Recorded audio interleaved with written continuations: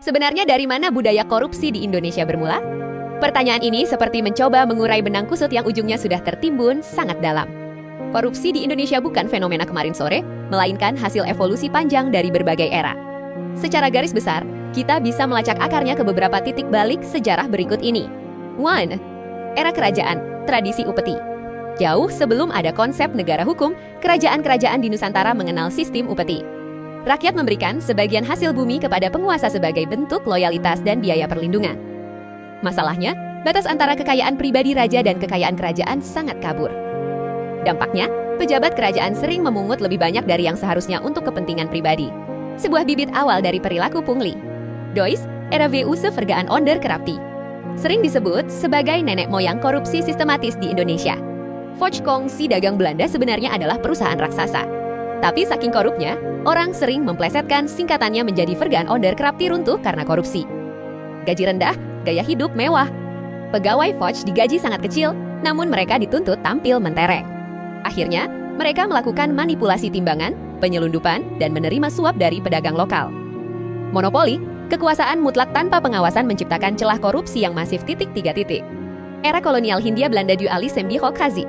Setelah Volks bangkrut, pemerintah Belanda mengambil alih. Mereka menggunakan sistem indril pemerintahan tidak langsung. Peran priai, pemerintah kolonial memanfaatkan elit lokal priai sebagai pemungut pajak, kecurangan. Para pejabat lokal ini seringkali menjepit rakyat dengan pajak tinggi demi menyetor ke Belanda sekaligus memperkaya diri sendiri. Di sini, posisi birokrasi mulai dilihat sebagai alat untuk mencari kekayaan, bukan melayani. 4. Orde Baru. Institusionalisasi korupsi. Jika sebelumnya korupsi terasa acak, pada masa Orde Baru, korupsi menjadi sangat tersentralisasi dan terstruktur. KKN korupsi, kolusi, nepotisme, kekuasaan yang terpusat di satu tangan selama 32 tahun memudahkan. Distribusi proyek negara kepada lingkaran keluarga dan rekan dekat. Budaya asal bapak senang, loyalitas kepada atasan lebih dihargai daripada integritas, membuat pengawasan menjadi mandul. Mengapa masih awet? Secara sosiologis, ada beberapa faktor yang membuat budaya ini sulit hilang. 1. Budaya sungkan. Sulit untuk menolak permintaan atasan atau kerabat meski itu menyalahi aturan. 2. Sikap permisif. Masyarakat sering menganggap uang pelicin atau tanda terima kasih sebagai hal lumrah, bukan pelanggaran etika. 3. Sistem yang mahal. Biaya politik yang tinggi untuk menduduki jabatan seringkali membuat pejabat merasa harus balik modal. Catatan.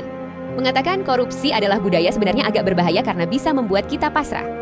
Sejatinya, korupsi adalah masalah sistem dan integritas yang kebetulan sudah mengakar sangat lama.